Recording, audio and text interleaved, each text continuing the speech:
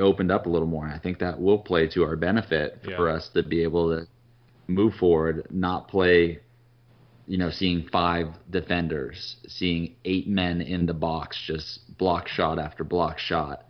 I think it's going to be a good chance for us to finally bang in some goals at Wembley and get more than, a 1-0 victory. Yeah, it's just a matter of execution, and it will again. They'll press us. They'll play wide open, so we will certainly have the opportunity to counterattack. And to your point, we should be able to have an opportunity to bang in a lot of goals. They play midweek Tuesday against Maribor in their group stage, and that is on the road. So at least they have to do some traveling as well. But you know, 5 days later, we play them. It should be a very exciting match. I think NBC is geeing that one up as their match of the week. So it'll be top drawer for sure. Brave New World, a book that is coming out, and I'm not even going to try to say this guy's name. We were trying before the show even started, and I think Simon just said we'll allude to him as the Spanish geezer that wrote the book. I'm going to have a stab and call him Guillem Balage. That's there you go. So a Brave New World, Pochettino Spurs, kind of rehashing how he's kind of built this thing up, and was this part of a Pochettino book for himself, or is he writing about Pochettino, or did he do this with him? Ghostwriting. I think it's about his Spurs and what a footprint he's been able to lay down on the club. And I know it's been serialized.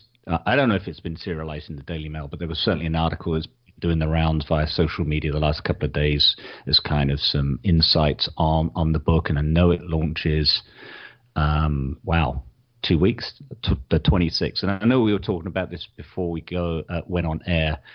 If you want to get the non-Kindle version on Amazon in the US, I think the Kindle version comes out on the 26th. If you want to get any print format, it doesn't launch till May next year. So I went on to Amazon in the UK and managed to pick it up for the same price in dollars as it will be when it launches next year. So the shipping, it cost me, but I'll have it early November. I'm not waiting until then. I like a good print. So, but it's based on what I read on that Daily Mail article, it's fantastic, and it's really going to take a deep dive into the man management that we're all aware of with Poch, but we get insider's perspective of it. So it should be a great read. And no truth to the rumor that Sammy will be doing Pochettino's voice in the audiobook version. So thank God, because that was awful. That one time he did that. Like a Bertie Big Bollocks. He's good. Goalkeeper. Community Beer Companies was like IPA predictions. Let's get into what we think is going to happen this week. It's just the three of us. Real Madrid. Timmy, let's start with you. I know Simon's been thinking long and hard on both of these matches, but I'm really interested to get your take on this because you seem to have the more educated response where most of us think with our heart too much. Yeah, and I'm going to give you a non-heart pick. I'm going to just give my honest assessment. I'm thinking it's a 2-1 loss. Okay. That hurts, man. I know, first lost pick on the podcast this season, but it had to come at some point. I'm just trying to keep it 100. All right. Simon, what about you? Real Madrid Tuesday? Well, yeah, I did get Vass's predictions. He put them on our Twitter group. Yeah, and he went 1-1 for Madrid, and I'm going to go 2-2. I'm firm in not predicting losses, so I will continue that trait, whether my heart truly believes it or not. I'm always going to come out with a somewhat more positive result than a loss. So, I'm going to go with 2-2. It's going to be a humdinger. A humdinger. Okay, so humdinger. My turn here.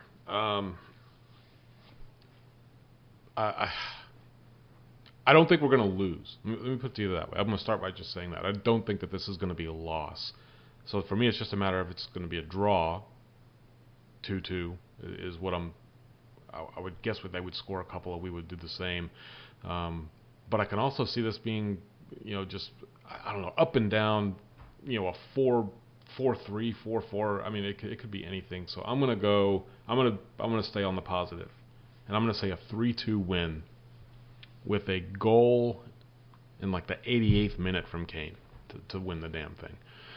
Get in there, Kane. Catapults us all the way through the rest of the winter. I know it. Lily white tinted glasses. I like it though. I hope it comes true. Heavily tinted. Heavily. It's like being in a bathtub covered in buttermilk. So white. Oh, that's kind of nasty to think about. No, I don't want to lick you clean. Oh goodness.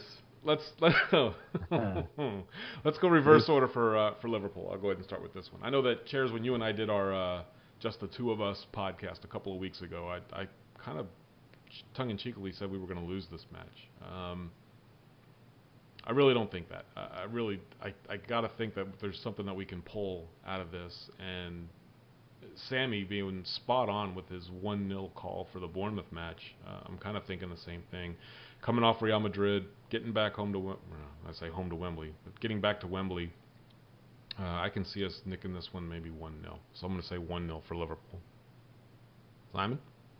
I'm going to go 2-0. I think we'll be on a high after Madrid, and it's going to give us such a huge confidence surge that we're just going to play them off the park, and everyone's going to say, Wembley what?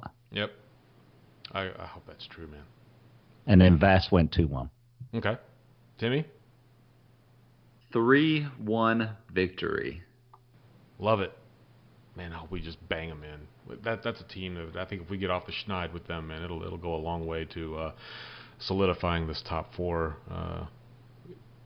position that we're fighting for. Chelsea's struggling. No Morata, and oh my God, what a goal! That was awesome, Gabbiadini. Did Morata have another ingrown hair from shaving his legs? Yeah, must have been. Who's the other one? That's really what right now. He had an injury for that earlier this year. He had like an ingrown hair get infected from shaving his legs and was out. Oh my God. Well, your PC, Ken, must be super fantastic after its 30-hour update it performed this morning, because I'm watching Southampton Newcastle. It's still 1-0. Are you serious? But I think it's coming now. I think there it is. No, not quite sure.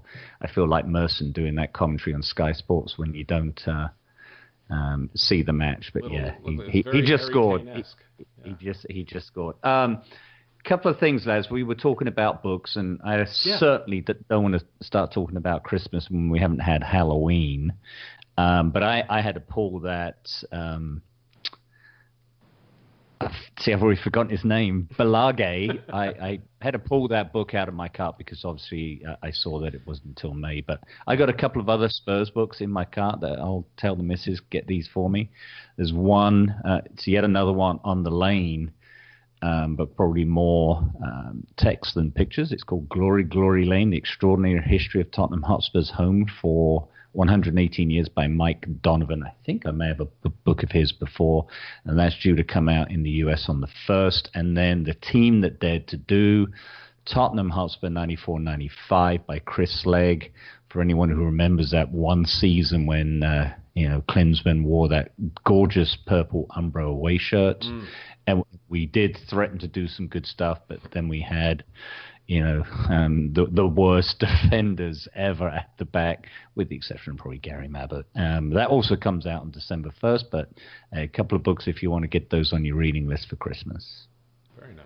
And just for you, Chairs, in about 5 minutes, Perez is going to score a really pretty goal for Newcastle on your TV, because I just saw it. Yeah, he just did it. I just switched it. Nice. It's going to be interesting. I love it when you guys talk about the kits and the year that they wore this kit and that player and that kit. And I want to wait. I know where you're going with this. Do you? Yeah. Okay, Richard so Goff. I want to wait until Vass and Sam are back on with us, because I really want to get their feedback on this stuff. But I want you to be thinking about it. I'm going to put together a list of players, and I want you to be thinking about, when I say this player's name, when you envision them in your head, what's the kit they're wearing?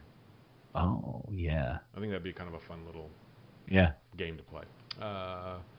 Was that what you thought I was thinking, or no? Well, it was your tweet last night on the shirt Buff was wearing that went down to his navel. Yeah, the plunging neckline kit. Well plunging. crying. plunging. Oh, yuck. That's one of my. That's arguably my favorite all-time Spurs kit. Yeah. We got to have that guy that wrote the book on the on all the history of the kits of Tottenham. We got to have him on. I got to see if I can reach out to him and get him on. I think that'd be a fun discussion. I know you're big into it. You get all three every year, right? Still? What was his name? Raish? Yes. Oh goodness, I can't remember now. I don't know. It doesn't matter. I'll find out. But you've got the book, right? Of all the. Yeah, I'm trying to lean over to my bookshelf to find it, but it's on. I think it's Michael Rachel or something like that. Yeah. But yeah, he's also on the 125th anniversary DVD talking about the kits, and he has. I don't know if he has the most game-worn kits, Spurs shirts out there, but he's up there. I guarantee he's a serious collector. And I know I think there's another book coming out on the Spurs shirt. There's actually a Twitter page devoted to it. They've posted some really awesome photographs of game-worn, authentic shirts down the years. So that's just one of those things that tickles my fancy, are Spurs shirts. Yeah. Speaking of which, the few guys, including yourself, that wore the purple down the pub yesterday. I love it. Man, lovely. It's gorgeous. And of course, I got mine yesterday. It arrived yesterday. Well, it was you got home? funny. I've ordered shirts before, and they just shove them in the mailbox. The missus and I both ordered shirts, and I guess maybe because of the cost of it, they wanted you to sign. They actually showed up Friday, and she said she knocked on the door twice trying to get a signature, and no one was home yet. So I would have had them for the pub yesterday, but we ended up getting them yesterday. It's funny because normally I have to sign for everything for Tottenham, and I came home the week before and it was just sitting on the desk. I said, "Did you have to sign for this?" She said, "Nope, it's just in the mailbox." I'm like, that's happened the last 2 deliveries from Spurs, which is weird. Very interesting. All right, let's get into it. Final shout-outs. Timmy, you got anything going on the rest of this week? Any shout-outs? Nope, I got nothing. Okay. Cherries, what about you?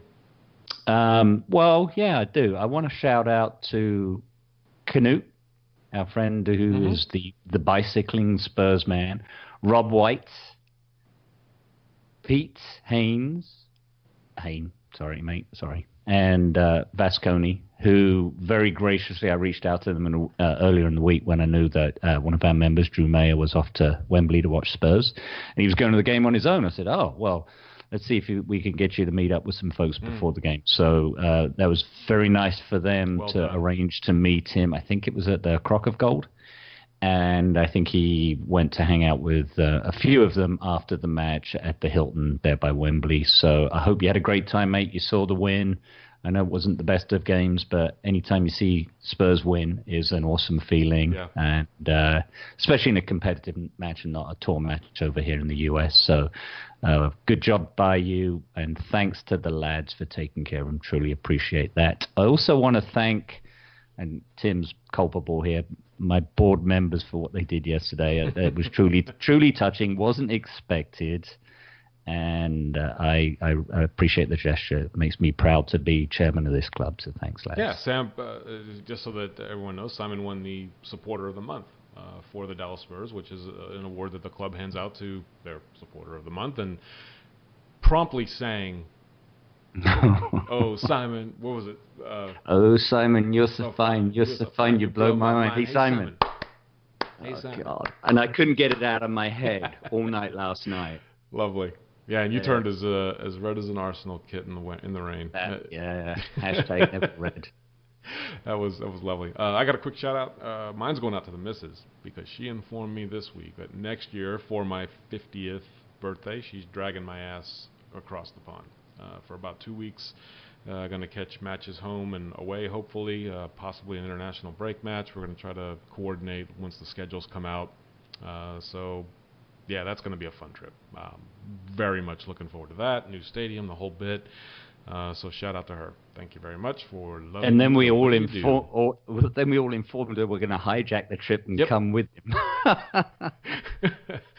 You know what? I don't think she'd make it a Dallas Spurs trip and get a bunch of us over. So we'll get Kenny drunk and thrown into the Thames, and then he can have his special dinner the next night. Lovely.